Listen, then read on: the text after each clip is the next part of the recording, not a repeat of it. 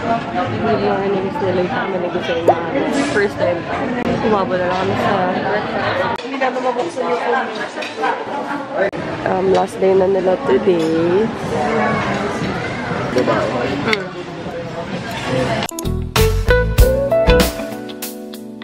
Okay, we're going to Puka Beach since hindi naman napuntahan siya Pilitina. And the fare is 250. Kasi yung mag-island hopping ka pa. Pag nag-island hopping ka pa, pamadaliin ka pa. Pwede na kayo mag-island tour. Yung rentahan nyo lang is like 4 or 500 per person.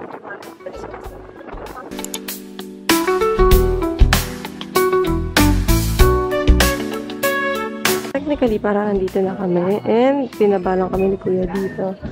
Dahil kailangan maglakad na 38 meters before going here. Kasi dito pala yung mga murang kainan. O, kung gusto mong karinderya, may karinderya. O, ito pa, karinderya na. Gusto mo tipid tayo. Halo-halo, 30 pesos.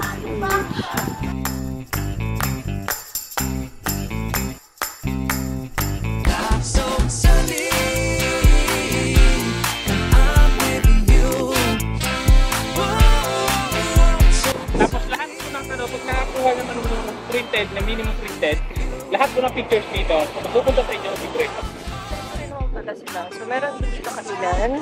Ihaw, shake, halo-halo. Tunaw-na agad.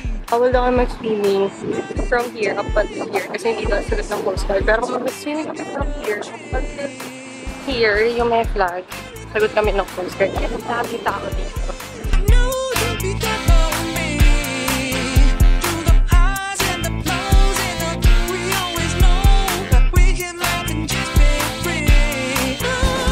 Grabe yung alon, guys.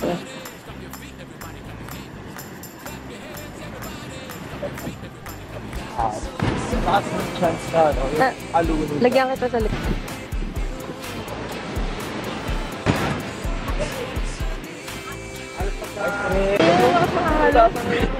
Ayoko na mag-swimming dito. Oh, grabe. Hindi pa na ako marunong lumangoy. So, pag ganyan kalakas. Ano ko lang pa, ayun, sino man dumalo yung Para ka nasa wave pool. OMG. Ayoko na. pang ka lang. Because love and respect are worth more than deposits. Everlasting energy is only the sun. Everything now will someday be none. So live in the now before it is done. Open up your heart and life becomes fun. Everyone needs friends, not foes. Everyone has a head, fingers and toes. Everyone has arms, legs and a nose. Grabe yung selling point nila, kuya. Pinicturean ko muna, tapos nakakabibenta. Pero ang cute, oh. It's 150. Ang cute. Swimming na kami. I love last! Picture mo muna ako na nakaganto ako.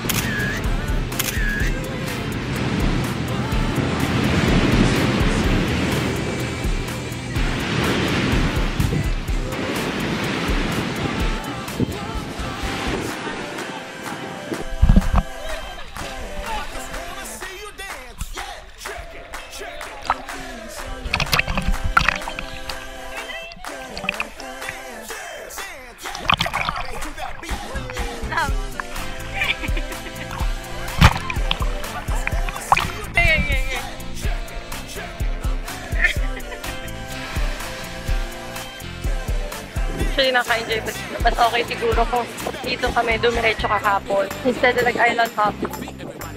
Sayang wala sila yun. We miss you guys kasi umuwi na sila. So, na-enjoy naman ito.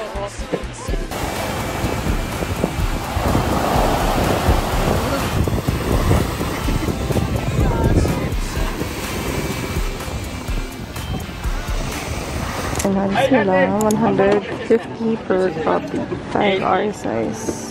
May mga sunat sa amin na kuya kanina. Kailangan nyo mag-avail na at least or 4 hard copy para makakuha kayo ng soft copy nila. Thank you Kuya Ryan. Salamat. Recommended si Kuya Ryan dahil super bait niyang photographer dito sa Puka Beach. Goods na yun for 300. Kahit pa paano, nagkaroon ka na sariling photographer. Maganda rin naman kahit pa paano yung shots. Time to eat. Mas mura dito kasi 400 dun eh. So, lakad lang kayo guys ng very light. Ayun lang Puka Beach. Yan. Mga only rice kami dito ha. Only rice po.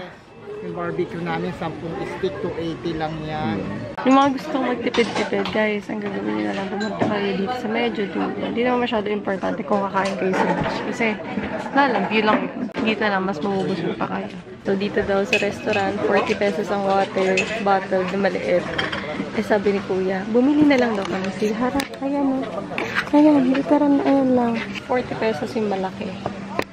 Eh, dito, 40 pesos maliit. And take note, bawal pala silang magbigay ng tap water dito kasi marami doon sensitive yung chan. So baka mamaya matae or what. So siguro, just to be safe. Pag dito mo ba siya binili, 100 to. Pag doon binili, 30. Bigay sila ng crush ice. Alright, food is here. Ayan po. Buttered garlic shrimp. Squid. And then may Andy rice. I have my mango shake here. Let's eat. Maasim pero masarap.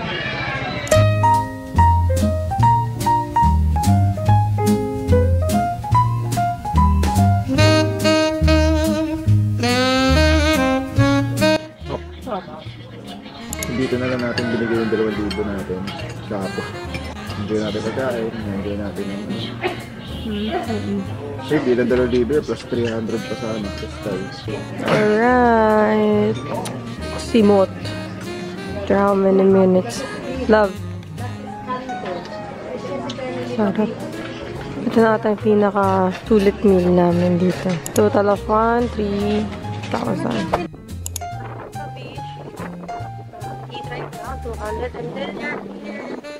Sabagabag beach. Thank you, Kuya!